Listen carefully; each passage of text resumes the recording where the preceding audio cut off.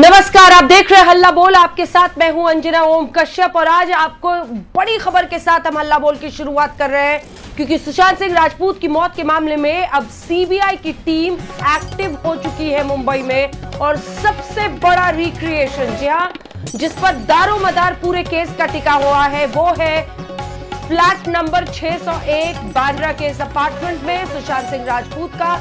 और वहीं पर रिक्रिएट किया है सीबीआई की टीम ने। सुशांत के घर में दोबारा क्राइम सीन का रिक्रिएशन किया गया है। सीबीआई आज फिर रिक्रिएट कर रही है क्राइम सीन। 14 जून को सुशांत के घर पहुंचे पुलिसकर्मी भी वहां पर मौजूद है। सबकी मौजूदगी में ये क्राइम सीन रिक्रिएट किया जा रहा है। सुशांत की सोसाइटी के एंट्री गेट का रजिस्टर जब्त किया गया है। कौन कौन अंदर आया, कौन कौन वहां से निकला, सभी के आने जाने का जो रजिस्टर क्रिएट होता है, उस रजिस्टर को भी पुलिस ने अपने कब्जे में लिया है। और पूरी इमारत की सीबीआई ने वीडियोग्राफी की है।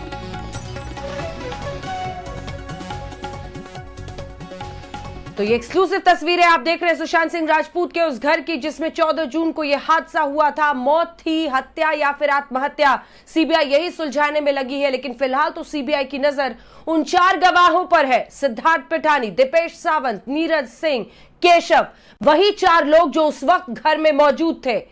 अब यह कहा जा रहा है कि इन 4 के बयान में ही विरोधाभास है। यह रिपोर्ट, फिर चर्चा की शुरुआत।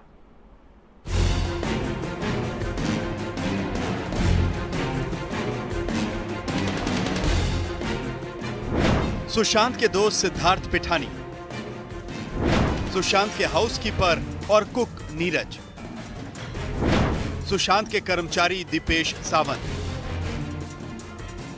इन तीनों कड़ियों की मदद से देश की सबसे बड़ी जांच एजेंसी सुशांत केस की तह तक पहुंचने की कोशिश में लगी है। सिद्धार्थ पिठानी, नीरज और दीपेश सावंत वो लोग हैं जो 14 जून को सुशांत के फ्लैट में ही मौजूद थे।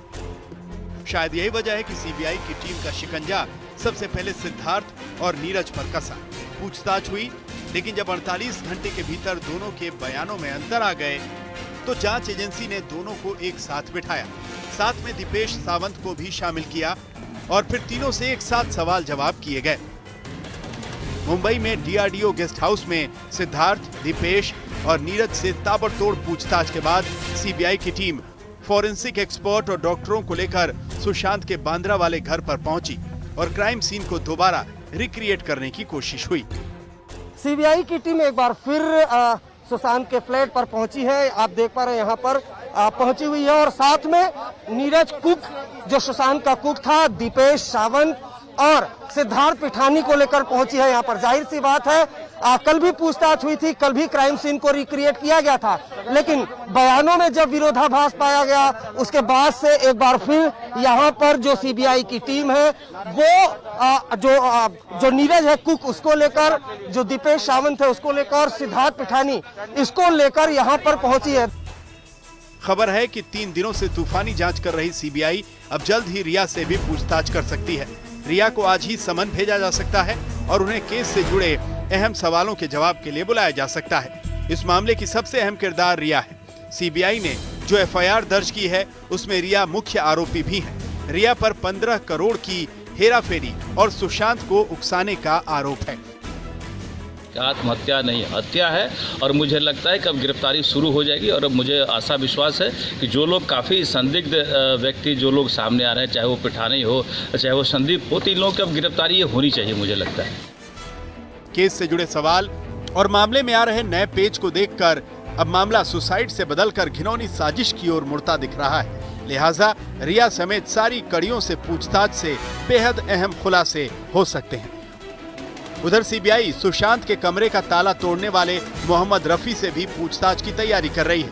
आज तक पर पहले ही रफी काफी खुलासा कर चुका है कि कैसे सुशांत के घर में मौजूद लोग पूरी तरह रिलैक्स थे। लॉक तोड़ा, लॉक तोड़ने के बाद जैसे दरवाजा खुला उन लोगों ने मुझे कुछ देखने नहीं दिया, कुछ दिखाई नहीं, बिल्कुल नहीं। जैसे दरवाजा खुला फिर वो बोले कि आप लोग चले जाओ, आप चले जाओ। किसने बोला था? अभी तक 4 जन थे, 3-4 जन थे, उनका नाम नहीं मालूम है। तो पुलिस आ गई थी तब तक?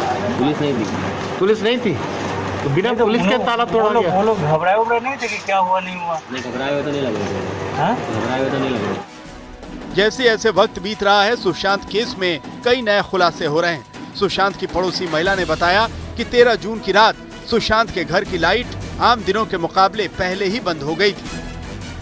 13 तारीख की रात को इस बिल्डिंग में सुशांत सिंह का जो घर है उसकी लाइट जो है 10:30 पौने 11 बजे सब बंद कर दी गई थी। सिर्फ एक किचन की लाइट ऑन थी और कभी भी हमेशा कभी ऐसे उसकी लाइट कभी ऑफ होती नहीं थी। 4 बजे तक जागता था वो। बट उस दिन जो आप लोग बोल रहे पार्टी थी, कोई पार्टी नहीं थी, कुछ नहीं हुआ। तो आपको लग रहा है कि कहीं कुछ लाइट, क्योंकि जनरली ऐसे आप कह रहे हैं जनरली लाइट ऑफ नहीं होती है, so this was completely off. तो मतलब पूरी light there is something somewhere, I don't know what it is. CBI के सामने ढेरों चुनौतियां हैं, लेकिन जब तक रिया पर शिकंजा नहीं कसेगा तब तक उन चुनौतियों से पार पाना मुश्किल है। सीबीआई की तेज तर्रार अधिकारियों को भी ये पता है, लिहाजा रिया को सच उगलना ही होगा, आज या कल। आज तक ब्यूरो। उसी सच के सामने आने का इंतजार है। इस बीच कई खास मेहमान आज तक पर हमारे साथ जुड़ रहे हैं, आपका परिचय उनसे करा दें। हमारे साथ इस वक्त जुड़ रहे हैं रवि श्रीवास्तव जी, पॉलिटिकल एनालिस्ट के तौर पर। हमारे साथ Sunit Verma, senior advocate supreme court के, जुड़ रहे हैं इस मामले पर। विक्रम सिंह जी, पूर्व डीजीपी उत्तर प्रदेश के, हमारे साथ इस खबर पर जुड़ रहे हैं। विकास गुप्ता हमारे साथ जुड़ेंगे। नवीन चोमल साहब, एडवोकेट, हमारे साथ जुड़ेंगे। लेकिन इससे पहले कि हम अन्य मेहमानों के पास जाएं, विक्रम सिंह साहब आपके साथ शुरुआत करते हुए, जब ऐसे चश्मदीद जो उस वक्त मौजूद थे जब सुशांत सिंह राजपूत की 14 जून को बांद्रा के इस फ्लैट नंबर 601 में मौत हुई थी, जिसमें शामिल थे न सिर्फ जो सिद्धार्थ पठानी है, दीपेश सावंत है, नीरज सिंह है, बल्कि केशव भी है, अगर ये बयान पलट रहे हैं या विरोधाभास है उनके बयान में, तो इसका क्या अर्थ है? अंजना जी, बयान का हमारे साथ अभी वो जुड़ नहीं पाए। रवि श्रीवास्तव जी, क्या अर्थ है सर इसका? जो चार लोग मौजूद थे वो बयान दे रहे हैं जिसमें विरोधाभास है। इस बीच हम आपको तस्वीरें दिखा रहे हैं। सीबीआई की टीम अभी वहां निकली है बाहर, बांद्रा वाले उस घर से।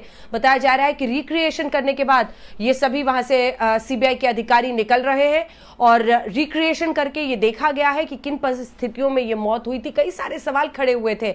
उन सवालों में ये शामिल था कि जो मैट्रेस है उससे लेकर पंखे तक की दूरी क्या है, सुशांत की हाइट क्या थी, कौन से फ्लोर पर कौन मौजूद था, दरवाजा कैसे तोड़ा गया, जिस चाबी वाले को की एक्सक्लूसिव बातचीत आपने आज तक पर देखी है, उसने क्या कहा, क्या संभव है कि चारों के चारों वहां पर मौजूद थे, उनमें कहीं भी कोई जल्दबाजी नहीं थी दरवाजा खोलने की। ये इन सभी मुद्दों पर आज रिक्रिएशन के जरिए, और जो पुलिसकर्मी उस दिन मौजूद थे 14 जून को, उन्हें भी वहां पर रखा गया है। और वो पुलिसकर्मी इसीलिए रखे गए ताकि वो भी बताएं कि उन्होंने क्या देखा, क्योंकि तस्वीर ही नहीं है एक भी सुशांत सिंह राजपूत के। और ये वकील विकास सिंह का कहना है कि एक भी ऐसी तस्वीर नहीं है जिनमें उनका शव पंखे से लटका हुआ दिख रहा है। ऐसे में सवाल ये उठा कि अब जो सिपाही, जो मुंबई पुलिस के लोग वहां पर पहुंचे थे, वो पुलिसकर्मी भी वहां पर खड़े किए गए हैं, उनसे भी पूछताछ हो रही है कि उन्होंने मौका वारदात पर क्या देखा था। ये भी बयान दर्ज होगा।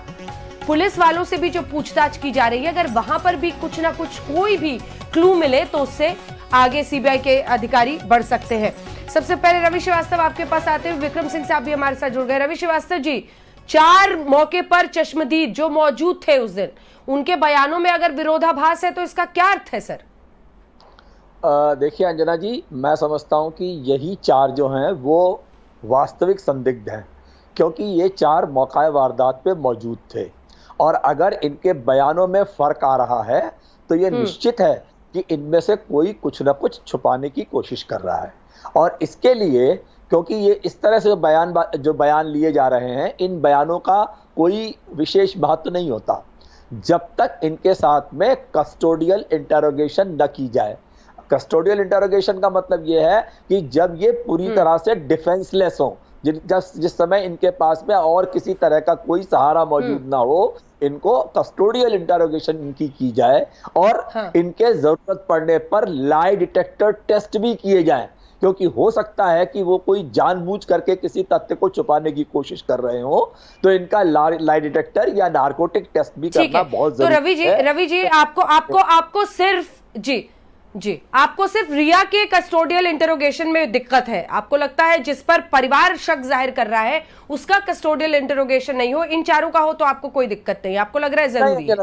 नहीं, मेरा ऐसा सोचना नहीं है, मगर रिया का कस्टोडियल इंटरोगेशन करने से पहले सीबीआई के हाथ में कुछ ना कुछ पुख्ता दस्तावेज सबूत ऐसे हाथ में होने चाहिए। और अगर आप सोचती हैं कि ये कोई हत्या का केस है या कोई अबेटमेंट सुसाइड का केस है, तो इन चारों से पूछताछ के बाद ही वो तथ्य सामने आएगा जिसके बेसिस पे आप रिया से पूछताछ कर पाए। अभी तक केवल परिवार के कह देने से कि वो मुख्य अभियुक्त हैं, मैं नहीं समझता कि किसी तरह की कस्टोडियल इंटरोगेशन की जरूरत है। उनका स्टेटमेंट लिया जाना चाहिए, वो सीबीआई लेगी। विक्रम सिंह साहब, ठीक है, ठीक है। हाँ, विरोधाभास है उन 4 लोगों के बयान में जो उस दिन मौजूद थे, और ये सभी ऐसे लोग थे, खासतौर पर सिद्धार्थ पिठानी जो रिया के लिए भी तस्वीरें खींचते थे। कह रहे हैं रवि श्रीवास्तव जी कि इन 4 का कस्टोडियल इंटरोगेशन कीजिए, उनको भी शक जाहिर कर रहे हैं इन 4 पर, लेकिन रिया को उनको लगता है कि कस्टोडियल इंटरोगेशन की कोई वजह नहीं है, जबकि परिवार ने रिया पर ही उंगली उठाई है। विक्रम जी।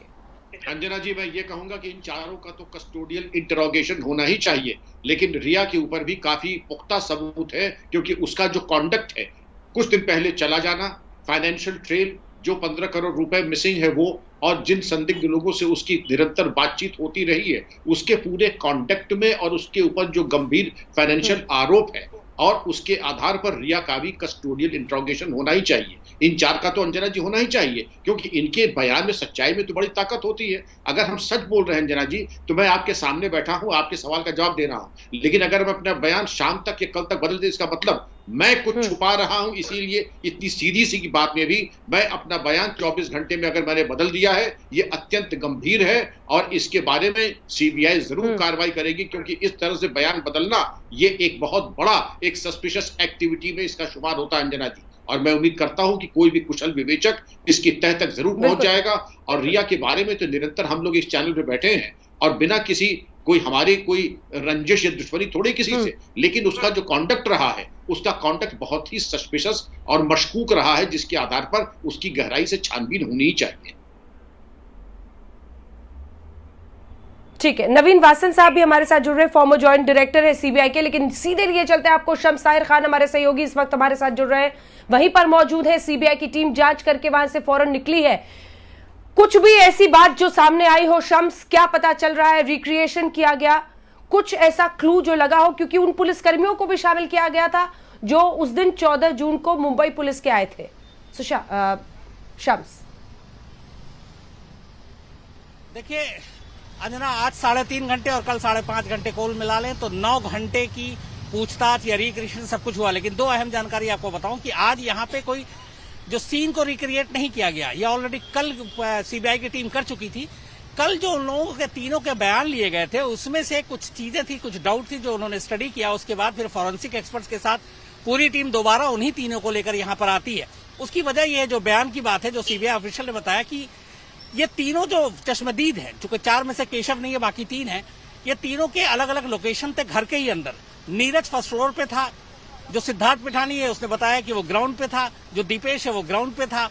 तो इन लोगों से ये पता करना था कि जो 14 जून की सुबह से लेकर दोपहर तक किस किस का लोकेशन क्या था, आखिरी बार किसने सुशांत को देखा, कहाँ देखा, किस तरीके से देखा, अगर जूस मांगा तो जूस की गिलास आपने कहाँ रखी, ट्रे कहाँ रखी, पानी कहाँ रखा, बनाना कहाँ रखा। तो ये सारी चीजें कल भी पूछताछ हुई और आज फिर दोबारा, चूंकि एक वजह और भी है जो जिसकी वजह से ये पूछताछ हुई, जो सुशांत के घर के सामान है उसमें से ज्यादातर सामान अब नहीं है, क्योंकि उनकी फैमिली वाले यहाँ से ज्यादातर सामान ले चुके हैं। तो जो सीन के क्राइम की तस्वीरें और वीडियो मुंबई पुलिस ने सौंपी है, उसके मुकाबले अंदर की तस्वीर अब थोड़ी डिफरेंट है। तो बहुत सारी ऐसी चीजें, जैसे उसने बताया कि यहाँ पे ग्लास है, यहाँ किचन के पास टेबल था, वहां रखा हुआ था, अब वो चीजें वहां पे है नहीं। तो कुछ ऐसी चीजें जिनको तीनों के जो बयान थे और एक साथ मिलाकर इनको आज बिठाकर पूछा गया, तो उन तीनों के बयान का मिलान कराने के लिए दोबारा यहाँ पर आई सीबीआई की टीम, और फिर जो बाकी उनके अपने डाउट्स थे उसको भी क्लियर किया। लेकिन आज ये है कि 3.5 घंटे में टीम निकल गई, कल 5.5 घंटे में निकली थी, तो लगभग 9 घंटे तक सुशांत के घर के हर एक कोने को, यहाँ तक की छत तक को उन्होंने टटोला, खंगाला, जो कि सीबीआई को भी मालूम है कि इस पूरे मामले में जो सच आना है, इसी क्राइम सीन से आना है। सुशांत की मौत खुदकुशी है या कत्ल है, उसका राज, उसका जवाब इसी घर में छुपा है, और इसीलिए सीबीआई की टीम 2 बार 24 घंटे के अंदर यहां से आकर जा चुकी है। ठीक है, लेकिन एक और पहलू है शम्स, और वो ये कि हत्या या फिर आत्महत्या, कत्ल या फिर खुदकुशी। लेकिन अगर खुदकुशी भी हो तो क्या खुदकुशी के लिए उकसाने का मामला बन सकता है? परिवार ने यही आरोप एफआईआर में लगाया था। क्या कुछ ऐसा सामने आ रहा है कि रिया चक्रवर्ती से जल्द पूछताछ हो सकती है? देखिए, सीबीआई ने यह क्लियर कर दिया था कि जब तक वो 4 विटनेस और घर की कहानी 14 जून की कहानी नहीं समझ लेंगे उन्हीं की जुबानी, क्योंकि 8 जून के बाद रिया यहाँ पे थी नहीं, तो पहले उनको ये सारी चीजें समझनी थी कि रिया क्यों गई 8 जून को, उसके बाद क्या हुआ 13 को, 14 को क्या हुआ। अब सीबीआई के पास इन सारे सवालों के जवाब हैं, इन तीनों के जरिए जो इसमें विटनेस थे। इसके बाद ही अब इनके सवाल और इनके जवाब के बिना पर अब रिया चक्रवर्ती से बहुत सारे नए सवाल जोड़े जाएंगे और उनसे पूछे जाएंगे, क्योंकि मामला अबेटमेंट ऑफ सुसाइड के ही तहत यहाँ पे दर्ज हुआ। लेकिन सीबीआई लगातार ये कह रही है कि हम सिर्फ सुसाइड के एंगल से मामले की जांच नहीं कर रहे हैं, हम हर पहलू से जांच कर रहे हैं। इसीलिए जांच कर रहे हैं क्योंकि हम कोई भी कोना छोड़ना नहीं चाहते हैं। अब देखना यह है कि इन चारों से, हालांकि केशव नहीं था इसमें, जो चौथा सबसे चश्मदीद अहम है, उसके बारे में कोई खबर नहीं है इस वक्त, लेकिन इनसे पूछताछ के बाद अब एक पुख्ता सीबीआई ने अपनी एक राय बना ली होगी। और अब मुझे लगता है, हालांकि सुबह भी मेरी बात हुई सीबीआई ऑफिशियल से, तो उन्होंने कहा कि अभी हम बताएंगे, लेकिन अब मुझे लगता है कि आज की कवायद के बाद रिया चक्रवर्ती का अगला नंबर है और रिया चक्रवर्ती से ही अब सवाल जवाब होंगे। बिल्कुल, धन्यवाद आपका हमारे साथ जुड़ने के लिए। तमाम जानकारी, अगर कोई भी नई जानकारी आती है तो फौरन हमारे पास आइएगा, इशारा कीजिएगा, आपके पास आएंगे। नवीन चोमल साहब भी हमारे साथ जुड़ गए हैं, नवनीत वासन साहब हमारे साथ जुड़ गए, फॉर्मर जॉइंट डायरेक्टर है सीबीआई के। वासन साहब, मैं आपके पास पहले अब आना चाहती हूँ।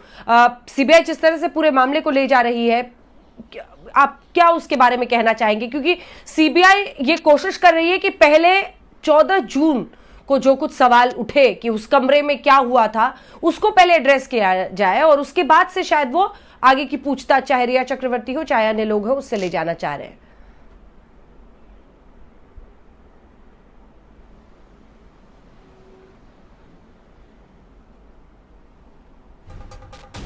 वासन साहब, आवाज आ रही है?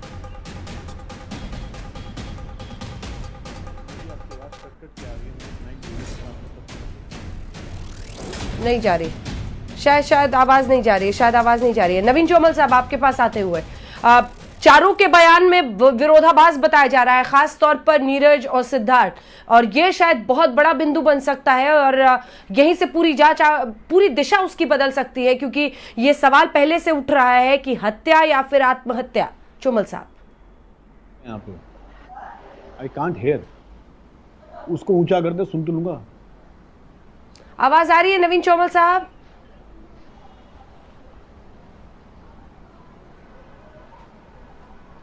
क्या आप मुझे सुन पा रहे हैं नवीन चोमल साहब?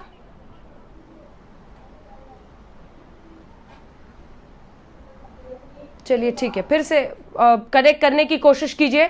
हमारे साथ वर्मा साहब जुड़े हुए हैं, वरिष्ठ वकील सुनीत वर्मा। सुनीत वर्मा जी, आपके पास आते हुए, आज देखिए एक बार फिर से नए सिरे से वहां पर होटल में, माफ कीजिएगा, उस घर में जाकर सुशांत सिंह राजपूत के, मैं जितना जी मैं आपको नहीं सुन पा रहा, किंतु मैं फिर भी अपनी टिप्पणी दे दूं, क्योंकि मैं बहुत देर से इंतजार कर रहा हूं। ऐसा लग रहा है कि आप, बाकी सब वक्ता की आवाज सुनाई देती, केवल आप ही की सुनाई नहीं दे रही मुझे। जी हाँ, अच्छा बोलिए, अपनी बात बोलिए। जी, मेरा ये कथन है अंजना जी, कि सीबीआई की जो अब तक की जो कार्यप्रणाली है वो एकदम संतोषजनक है। सीबीआई उस तह में जा रही है जिसकी आवश्यकता सबसे ज्यादा आवश्यक है इस वक्त। सीबीआई इस वक्त ये जांच कर रही है कि ये हत्या है या आत्महत्या। इसीलिए सीबीआई ने सबसे पहले फॉरेंसिक टीम का गठन किया और उन्होंने उन डॉक्टरों से संपर्क किया जिन्होंने पोस्टमार्टम रिपोर्ट की तैयारी की थी, और साथ में जो घटनाक्रम है, जो मौके वारदात का और जो वहां पे मौजूद थे गवाह, उनकी जांच कर रही है, जो कि इस वक्त अत्यंत आवश्यक है। इसके बाद ऑफ कोर्स अगर आवश्यकता पड़ी तो रिया से भी पूछताछ जरूर की जाएगी, किंतु ये जहां तक कुछ वक्ता ने मुझसे पहले कहा था कि उसको कस्टोडियल इंटरोगेशन की बात की थी, मैं ये बता दूं कि ये एक बहुत ही स्पष्ट कानून है कि अरेस्ट और कस्टोडियल इंटरोगेशन ये जांच अधिकारी का परम अधिकार है।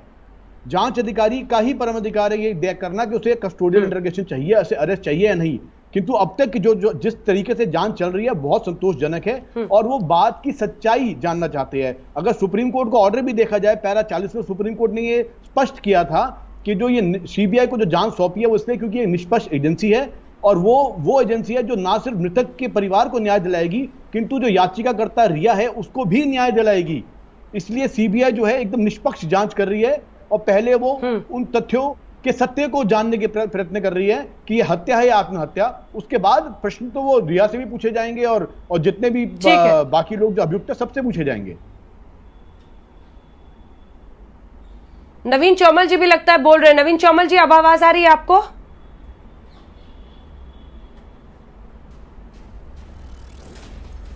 नहीं। हाँ, तो आप लोग उसको रिकनेक्ट कराएं ताकि हम दोनों पक्ष के लोगों से बातचीत कर पाए। विक्रम सिंह साहब, ये एक ऐसे लोग भी हैं अपने वरिष्ठ वकील वर्मा जी की तरह, जो ये मानते हैं कि याचिकाकर्ता को भी इंसाफ की जरूरत है। वो कह रहे हैं कि रिया चक्रवर्ती को इंसाफ मिलेगा, इसीलिए सीबीआई का आना बहुत जरूरी है, जबकि रिया चक्रवर्ती कह रही थी कि मुंबई पुलिस जांच करे। हमारी न्यायिक व्यवस्था अंजना जी ऐसी है कि इंसाफ तो सबको चाहिए।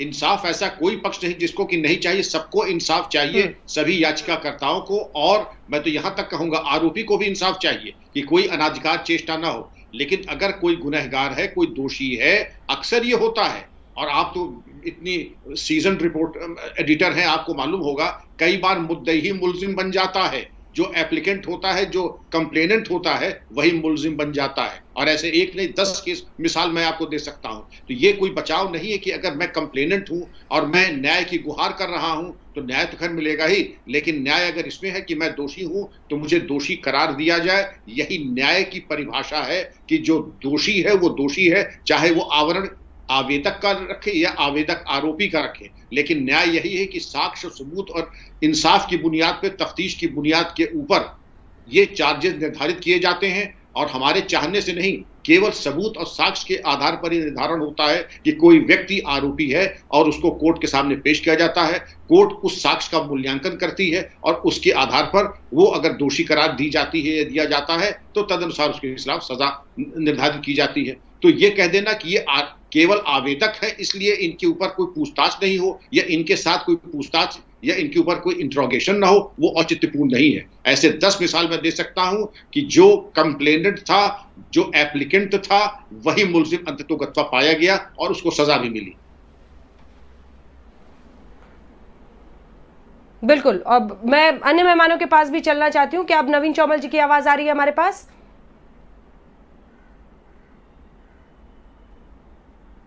चलिए रवि श्रीवास्तव जी के पास चलते हैं। रवि श्रीवास्तव जी, आपसे मेरा सवाल फिर से है। देखिए, पूरे मामले में जिस तरह से अब केस सीबीआई आगे ले जा रही है, तय तक वो पहुंचेंगे, लेकिन सवाल यह है कि आप लोग कल तक कह रहे थे कि सीबीआई जांच की मांग क्यों की जा रही है, नाहक ही की जा रही है।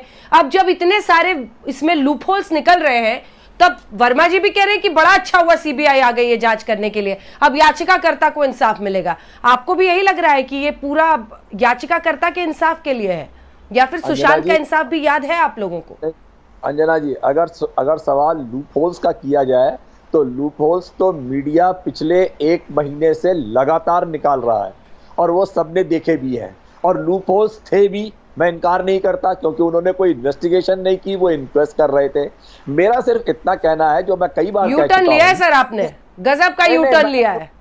मैंने बिल्कुल यू टर्न नहीं लिया, मैं आपको बता रहा हूं कि सीबीआई का गजब यू टर्न लिया है सर। मुझे पहला डिबेट याद है आपके साथ। सुनिए, इन्वेस्टिगेशन के मामले में सीबीआई का ट्रैक कन्विक्शन रेट बहुत ही खराब है, और इसीलिए मैं ये चाहता था, मैं सुप्रीम कोर्ट से, मैंने भी सीबीआई की मांग का मैं पूरी तरह से विरोध कर रहा था। मुझे चाहिए था, मेरी राय थी कि ये जांच किसी हाई कोर्ट या सुप्रीम कोर्ट के जज के द्वारा इंडिपेंडेंट एजेंसी से करवाई जाए, क्योंकि सीबीआई का ये प्रॉब्लम है कि सीबीआई को अभी भी जो माननीय उच्चतम न्यायालय ने ये जांच करने का मौका दिया है, इसमें कोई टाइम फ्रेम नहीं दिया है। They have not specified कि आप इसे 30 दिन में, 60 दिन में आप ये जांच पूरी करके हमारे सामने रखिए। कोर्ट मॉनिटर भी नहीं कर रहा है इस जांच को, कोर्ट ने केवल जांच करने का आदेश देकर के ही छोड़ दिया है। तो यहां पर मुझे एक लगता है ये चीज कि इसका इस्तेमाल राजनीतिक खेड़ा जी जुड़ गए हमारे साथ, तो बिहार के चुनाव तक करने के बाद उसको डाइल्यूट करने की कोशिश की जाए। बिहार इलेक्शन से सीधे जोड़ रहे रवि श्रीवास्तव जी, डे 1 से जोड़ते आए हैं। सीबीआई की जांच पर इनको भरोसा नहीं है, टाइम फ्रेम नहीं मिला, इसको लेकर सवाल खड़े कर रहे हैं। आपको क्या लगता है, क्या ये सुशांत के लिए सीबीआई जांच की जो मांग उठी थी इंसाफ के लिए, उसमें आप दम देखते हैं? और अब जिस तरह से सीबीआई जांच आगे बढ़ रही है, आप देखिए ना, संदिग्ध जो 4 लोग करीबी थे, कुछ महीने, एक मतलब अब तो मुझे लगता है 2 महीने 1 सप्ताह हो गए हैं सुशांत की मौत को। आप 1-1.25 महीने पहले अंदाजा नहीं लगा सकते थे कि इस तरह का सवाल कोई पूछता। आज देखिए विरोधाभास स्टेटमेंट में दिख रहे हैं उन लोगों के जो उनके बिल्कुल करीब थे, उस दिन 14 जून को मौजूद थे। मिस्टर खेड़ा, देखिए अंजना जी, ऐसा है, आज I don't know, it is been almost a month और सो कि ये जो वेदर हत्या है या आत्महत्या है, ये डिसाइड अब होने वाला है आगे जाके। बट पहले 6-7 दिन कहा जाता था कि सिर्फ आत्महत्या ही है, उसके बाद the whole thing started picking up, और सब लोगों ने जब आवाज उठाई, उनके पेरेंट्स ने, फैमिली मेंबर्स ने बिहार से, तब आत्महत्या की बात शुरू हुई। बिहार पुलिस महाराष्ट्र पहुंची, महाराष्ट्र पुलिस कोऑपरेट नहीं कर रही थी, इस वजह से बहुत लोगों ने बातें शुरू की। मैं सिर्फ 2 चीजें कहना चाहूंगा। एक तो यह है कि जब अगर आत्महत्या है तो क्या है, इन दैट केस आदमी आत्महत्या क्यों करता है? जब वो अपने आप को टोटली हेल्पलेस और होपलेस महसूस करता है, तभी आत्महत्या करता है। रिपीट करता हूं, 2 लफ्ज बहुत जरूरी हैं आपके। आप देखिए, इतने फार्मर सुसाइड हो रहे हैं, क्यों? सुसाइड आदमी तभी करता है जब वो अपने आप को होपलेस एंड हेल्पलेस समझता है, तभी आत्महत्या करता है, वरना नहीं करता। इतना आसान नहीं है आत्महत्या करना। सो नंबर 1, अगर होपलेस हेल्पलेस हुआ है तो क्यों हुआ है, कैसी वजह से हुआ है, अंडर ड्यूरेस हुआ है, कोई परेशानी थी, या पीछे उसके पीछे और कोई समस्या थी जिसकी वजह से वो अंडर प्रेशर आके ही हैड टू कमिट सुसाइड। तो that is one part. So that is एक चीज तो ये है। और दूसरी चीज ये है कि आज इतने दिन के बाद सीबीआई इंक्वायरी हो रही है और सब कुछ हो रहा है। योर जस्टिस तब मिल पाएगा अगर हमारी इन्वेस्टिगेटिंग एजेंसीज ऑनेस्ट रहेंगी। तो आप देखिए कितने केसेस पॉलिटिशियंस के सीबीआई ने इंक्वायर किए हैं, जो जिनको कहते थे एकदम they were decided and they were wrong and eventually they were acquitted. So we don't know the sanctity, अपना सीबीआई की सैंक्टिटी क्या है। आपको मैं बीच में टोक रही हूं सर, आपको मैं बीच में टोक रही हूं। मैं आ रही हूं आपके पास। हमारे पास इस वक्त सीधे सुरजीत सिंह राठौर जुड़ रहे हैं, फोन लाइन पर वो जुड़ रहे हैं हमारे साथ। उनकी तस्वीर हम दिखा सकते हैं जरा निकालकर अपने दर्शकों को।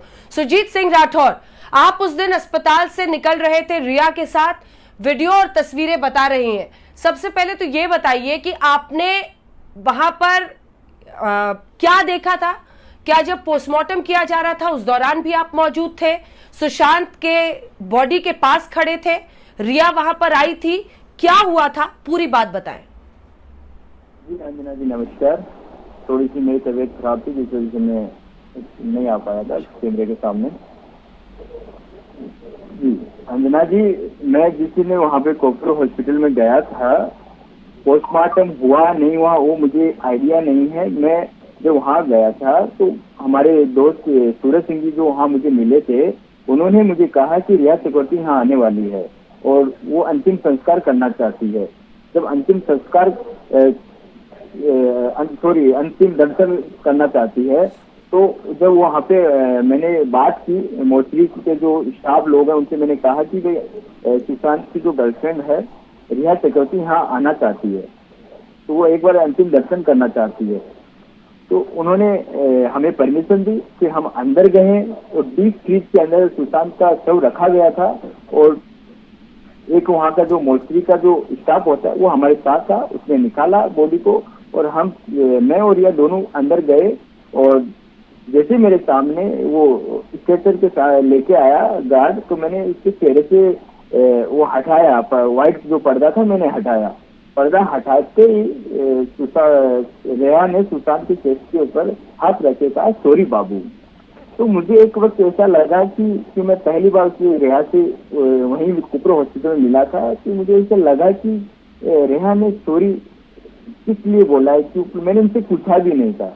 हो सकता है कि बाद में मुझे ये लगा कि ये उनका ब्रेकअप हो गया था, इनका झगड़ा हुआ था, इसकी वजह से उन्हें सॉरी बोला होगा। इस बात में मैं नहीं जाना चाहता, लेकिन उन्होंने सॉरी बोला। फिर मैं वहां से उनको लेके और मैं बाहर आ गया। जब बाहर आया तो वहाँ पे रिया की मदर भी थी, उनके भाई भी थे, वो भी अंदर जाना चाहते थे, लेकिन वहाँ के जो स्टाफ ने मना कर दिया था कि नहीं, अब नहीं जा सकते, बस एक के लिए परमिशन दी, आप एक के लिए बोला, लेकिन आप 2 जने जाके आ गए, अब आप यहाँ से चले गए।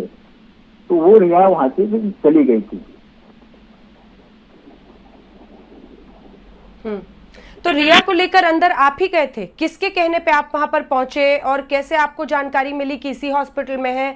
कैसे आप रिया को लेकर अंदर गए? जी, न्यूज में सब आ रहा था कि सुशांत का जो पार्थिव शरीर है कुपर हॉस्पिटल में रखा गया है, इतनी वजह से उनका अंतिम संस्कार किया जाएगा। मैं जो हमारी करनी सेना के जो राष्ट्रीय अध्यक्ष हैं सुखदेव सिंह जी गोगामेडी, उनका मुझे कॉल आया कि सुशांत ने सुसाइड किया है। तो मैंने कहा हाँ सुसाइड किया। तो उन्होंने मुझे कहा कि अभी इसकी पहले एक मैनेजर ने भी सुसाइड किया, अब इसने सुसाइड किया, ऐसा कैसे? एक राजपूत अपना सेलिब्रिटी था और आप वहाँ पे हैं मुंबई में, तो राजपूत परिवार से आप वहाँ अंतिम संस्कार में जाना आपको। तो मैंने उनका हाँ जी मैं जाऊंगा। तो फिर मैं वहाँ गया हूँ। तो मेरी जो सुशांत के जो चचेरे भाई हैं वीरेश सिंह जी, शायद उनको याद नहीं होगा, लेकिन मैंने उनको फोन किया था सुबह 10-11 बजे के आसपास। मैंने खुद यहाँ से फोन किया था कि उसी दिन मेरी उनसे बात हुई थी। मैंने उनको बोला कि भैया मैं सुरजीत सिंह राठौर हूँ, फिल्म प्रोड्यूसर भी हूँ और करनी सेना का सदस्य भी हूँ। तो उन्होंने कहा हाँ जी हम आ रहे हैं, हमारी 11 बजे की फ्लाइट है और हम इतनी बजे यहाँ मुंबई पहुंचने वाले हैं। उसके बाद में कुपर हॉस्पिटल चला गया, वहाँ पे कोई नहीं था, सिर्फ पुलिस मीडिया के अलावा कोई नहीं था, मैं अकेला वहाँ था। पुलिस के भी कुछ लोगों ने मुझे बोला कि आप पार्थिव शरीर लेने के लिए आए हैं, आप कौन है? तो मैंने कहा कि मैं करनी सेना का व्यक्ति हूँ, फिल्म प्रोड्यूसर हूँ और मेरे संगठन के राजपूत होने के, राजपूत परिवार होने की वजह से मैं आया हूँ। तो उन्होंने कहा ठीक है जी कोई दिक्कत नहीं, आप साइड में बैठ जाइए। मैं वहाँ गया था। उसके बाद में धोनी फिल्म के जो एग्जीक्यूटिव प्रोड्यूसर है, जो स्क्रीन में आप देख रहे हैं, जो व्हाइट टी शर्ट में जो मास्क पहने, ये सूरज सिंह जी मेरे से मिले और बातचीत हुई। तो इन्होंने मुझे कहा कि रिया चक्रवर्ती आना चाहती है, अंतिम दर्शन करना चाहती है। अच्छा जी अंजना। तो उनके रिक्वेस्ट पे आपने उनको अंदर करा दिया? आप ही ने अंदर कराया हॉस्पिटल में? नहीं अंदर मैंने क्यों कराया? वो आई अंदर आई हॉस्पिटल। उनको रोका किसने था? किसी ने रिया को रोका ही नहीं ना। किसने रोका था वहाँ पे? रिया चक्रवर्ती को किसी ने रोका ही नहीं, अपने आप आई है। वो आई रोक टोक नहीं कर रहा था क्योंकि फैमिली ने, मैं आपसे जी राठौर साहब मैं आपसे इसलिए ये सवाल पूछ रही हूँ क्योंकि फैमिली ने ये एलिगेशन लगाया अपने लॉयर के जरिए कि वहां पर मतलब जो कानून है उसको तोड़कर रिया को परमिशन दी गई थी अंदर पहुंचने की। पोस्टमार्टम में उनका रहना, जहां पर उनकी बॉडी पहुंची हुई थी, उसको वो लोग गैर कानूनी बता रहे हैं। इसलिए मैं आपसे पूछ रही हूँ कि वो कैसे पहुंची?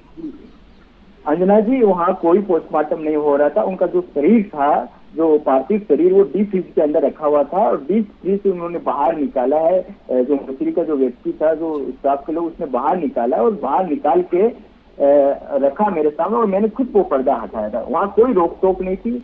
मुझे ये इतना मेरी जानकारी है कि उन्होंने, सूरज सिंह जी ने मुझे कहा था कि रिया चक्रवर्ती को वहाँ पे अलाउ नहीं है, शमशान घाट में जहाँ उनका अंतिम संस्कार होना था वहाँ अलाउ नहीं, इसलिए वो यहीं पे आई है। मैंने उनसे पर्सनली पूछा था सूरज सिंह जी से। अगर मुझे जो हमने बात अब उस मोमेंट में जरा आते हैं सुरजीत सिंह जी। जी बताइए। जी अंजना जी अपनी बात बता लीजिए, फिर मैं पूछूंगी। जी हमने जब मोचरी के जो स्टाफ थे उनसे मैंने बात की कि ये रिया चक्रवर्ती जी है जो सुशांत का अंतिम दर्शन करना चाहते हैं, तो उन्होंने हमें परमिशन दी। उन्होंने किससे बात की? ऊपर जो तो उनका लुकआउट है, हॉस्पिटल का जो स्टाफ था उनका लुकआउट है। उन्होंने हमें परमिशन दी, उनका स्टाफ अंदर गया। कौन से बीच में कौन से कहाँ रखा गया है तो वो मुझे तो पता नहीं था, या को पता नहीं था, किसी को पता तो नहीं था। वो सामने हमें लेके आए, दिखाया है। जब मैं अंदर गया तो उसका सुशांत का जो शरीर, पार्थिव शरीर को मैं जैसे पास में पहुंचा, मैंने पर्दा हटाया है। उसके चेहरे को जैसे मैंने देखा, मैं खुद नर्वस हो गया कि हंसता हुआ, मुस्कुराता हुआ चेहरा कैसे सुसाइड कर सकता है। मैंने वहाँ उसके गर्दन के नीचे मास्क देखे सब कुछ देखने के बाद मुझे लगा इसने सुसाइड नहीं किया, ये मर्डर है। तो रिया भी वहाँ पास में खड़ी, वो इमोशनल थी, इसने चेस्ट पे हाथ रखेगा सॉरी बाबू। तो मुझे थोड़ा सा लगा कि हाँ ये रिया ऐसा क्यों बोल रही है। अब वो मुझे पता नहीं कि किस लिए बोला है, क्यों बोला है, लेकिन उसने सॉरी बाबू जरूर बोला वहाँ पे। फिर मैंने उसको पकड़ के बाहर लेके आया, और जो बाहर उनकी मदर थी, उनके भाई भी थे, सूरज सिंह भी थे, तो वो भी जाना चाह रहे थे, लेकिन स्टाफ के लोगों ने मना कर दिया कि नहीं आप नहीं जा सकते। फिर वो वहां से चले गए। उसके थोड़ी देर बाद में मैं वहां रुका कि बारिश बहुत ज्यादा थी। जी अंजना जी, क्या वहां पर परिवार के भी लोग सुशांत के मौजूद थे, जो उनकी बहन थी या अन्य लोग परिवार के मौजूद थे? नहीं, उनके परिवार के कोई सदस्य वहाँ मौजूद नहीं थे। वहाँ पे सुशांत के कोई फ्रेंड भी कोई मौजूद नहीं, हम ही थे वहाँ पे। जैसे रिया चक्रवर्ती वहाँ से निकलती है, आधा एक घंटे के जो समय था उसके बाद में वहाँ संदीप सिंह जी आते हैं। संदीप सिंह वहाँ आने के बाद में मैं जब वो संदीप सिंह आता है, वो भाग दौड़ी कर रहा था, तो मैंने जनरली उनसे सूरज सिंह जी से पूछा। मैंने कहा सूरज सिंह जी ये कौन है, तो मैंने तो कभी देखा नहीं। तो बोला कि ये सुशांत का दोस्त है, संदीप सिंह है। तो मैंने कहा जी अच्छा। बोला ये मोदी जी जो फिल्म बनाई थी, तो उनके डायरेक्टर या प्रोड्यूसर उन्होंने मुझे बताया कि वो हैं। तो मैंने कहा ठीक है जी। तो मुझे भी लगा कि चलो एक फैमिली का बंदा है जो कर रहा है, भागा दौड़ी कर रहा है। और मैंने न्यूज में भी देखा कि वो उनकी जो सिस्टर जो मितू जो दीदी है उनको भी लेके जा रहे थे, मतलब किस प्रकार कोऑपरेट करे। तो मुझे लगा कि अच्छा बंदा है। थोड़ी देर बाद में जब मेरा इंट्रोड्यूस उनसे करवाया गया, संदीप सिंह मेरे साथ में खड़े थे, हम सैनिटाइज कर रहे थे। उन्होंने मुझे, संदीप सिंह ने खुद मुझे सैनिटाइज करवाया, हम हाथ खड़े थे करवा रहे थे। सूरज सिंह जी ने बताया कि सूरज सिंह जी सुखजीत सिंह जी हैं, जयपुर से हैं, और करनी सेना के पदाधिकारी और अपने फिल्म लिस्ट के प्रोड्यूसर भी हैं, ये एसएसआर फिल्म के प्रोड्यूसर है। तब उसको ऐसा एक शौक लगा कि पता नहीं क्या हुआ, फोन निकाला और तुरंत वहां से निकल गया था। जाने के बाद में वापस आया तो मैंने उनको ये भी कहा था संदीप सिंह को कि संदीप सिंह जी नीरज भैया यहीं आएंगे या उनकी फैमिली यहाँ आएगी या वहाँ पे डायरेक्ट शमशान घाट पे आएंगे। तो वो बंदा कुछ भी नहीं बोलता है। मुझे सिर्फ मीडिया के माध्यम से पता चलता है कि उनकी फैमिली वहाँ डायरेक्ट आएगी, क्योंकि मेरी जो मॉर्निंग में उनसे मैंने कॉल किया, डायरेक्टली मैंने कॉल किया नीरज जी को, मैंने पूछा तो उसके बाद उनका फोन ऑफ था, तो मेरी बात हो नहीं पाई। मैं पर्सनली उनसे एक बार मिलना चाहता था। जैसे राष्ट्रीय अध्यक्ष जी ने मुझे कहा कि आप एक बार मिल के जरूर आना उनसे। संदीप सिंह फिर आके वहां जाने के अच्छा, मुझे ये बताइए कि आप उस लम्हे में जरा वापस जाते हैं जी, जब रिया वहां पर मौजूद थी, आपने पर्दा हटाया आप कह रहे हैं, और उसने गाल चेहरा छूकर कहा आई एम सॉरी बाबू। क्या हाव भाव थे, क्या बहुत ज्यादा मतलब जो भी आपने देखा हो, मैं कुछ आपकी सोच में ऐड नहीं करना चाहती हूँ, आपने जो देखा वो मोमेंट नरेट करके आपके मन में जो आया वो जरा अच्छे से हमारे दर्शकों को बताएं।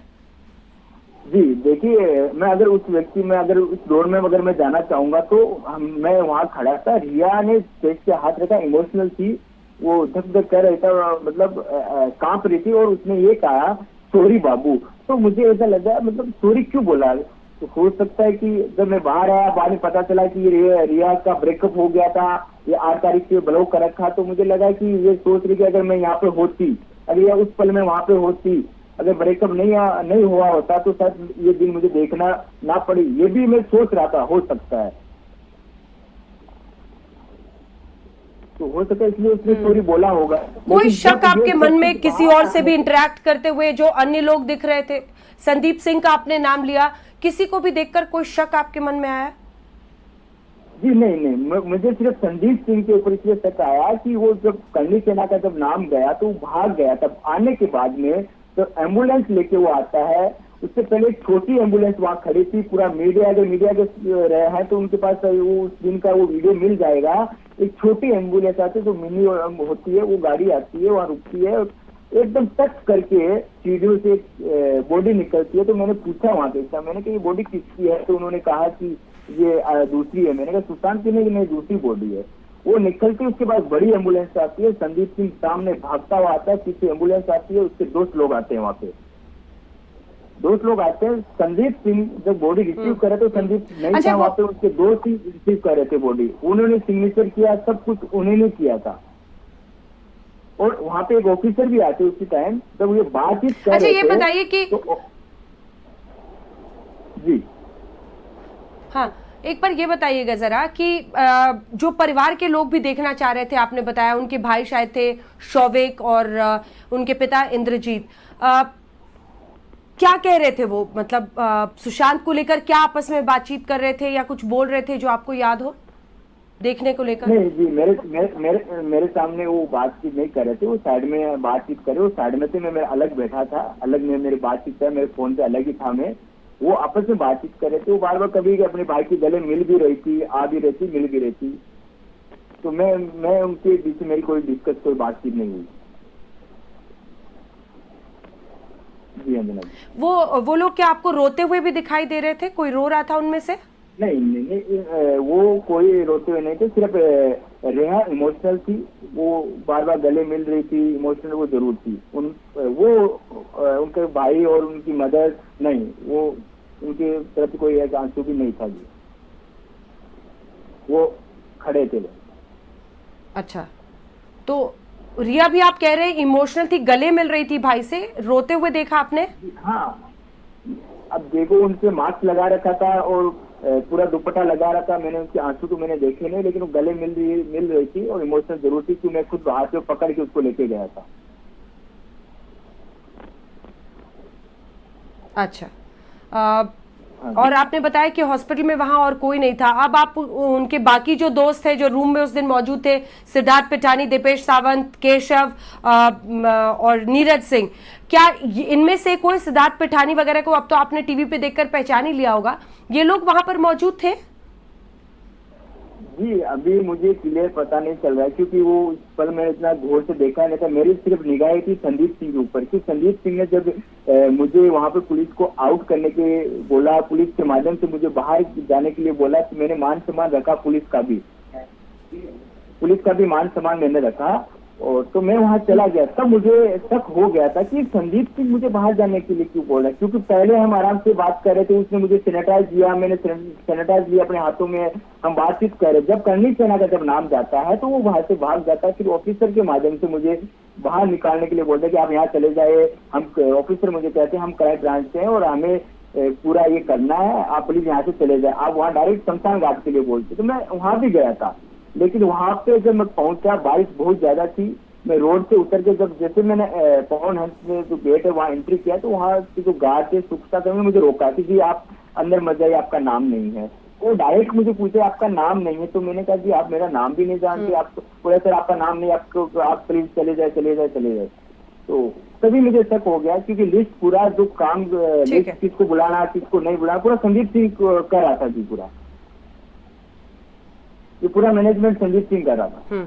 चलिए एक आखिरी सवाल मैं जल्दी से आपसे ले लेती हूँ, आप जल्दी से सुजीत जी। देखिए बहुत सारी थ्योरीज आई थी कि वहां से बॉडी जब निकाली गई तो एक नहीं 2 बॉडीज थी, 2 एम्बुलेंस। एक बार आपसे जानना चाहते हैं कि क्या आप इतनी देर तक रुके थे कि आपने लोगों को निकलते हुए, बॉडी निकालते हुए देखा था वहां से, और कौन कौन साथ था उस समय? जी अंजना जी, मैं जब बॉडी जब बाहर निकली थी तो वहाँ कोई नहीं था, सिर्फ वो वहाँ मौजूद स्टाफ जो थे बॉडी निकालने, और वही डाल के वही लेके गए थे। अगर उनके कोई साथ रहता बॉडी के साथ तो मुझे लगता है कि यहाँ किसी अदर की बॉडी भी हो सकती है, लेकिन उनके कोई साथ नहीं था। उन्होंने वो 4 लोग थे, वो उस बॉडी को एक को लेके आए थे, जो सेकंड बॉडी जो निकली थी छोटी एम्बुलेंस में, तो वो डाल के लेके चले गए थे। सुशांत की बॉडी से जब वो बाहर निकली उससे पहले मुझे वहां से हटा दिया गया था, पुलिस के मन में चला गया था, क्योंकि मैं 10:30, 11, साढ़े 11 बजे वहां पहुंचा था, और सुशांत मेरे जैसे निकलने के 15-20 मिनट बाद में वहां से वो बॉडी लेके रवाना हो गए थे। ठीक है, बहुत बहुत धन्यवाद आपका सुजीत जी हमारे साथ जुड़ने के लिए। सुजीत सिंह राठौर हमारे साथ मौजूद थे, जिनका ये मानना है कि उन्हें एक वक्त पर जरा अजीब लगा, क्योंकि सॉरी बाबू कहा रिया ने कान में सुशांत के उनके करीब जाकर, लेकिन उनका यही मानना था कि उन्हें ऐसा लगा कि शायद ब्रेकअप होने की वजह से इस तरह की बात उन्होंने कही है। तो हल्ला बोल में आप देख रहे थे विरोधाभास चश्मदीदों के बयान में, और इधर एक बयान देता हुआ ऐसा गवाह जो ये बता रहा है कि रिया ने सुशांत सिंह राजपूत के मृत शरीर के सामने कहा था सॉरी बाबू। देखते रहिए आज।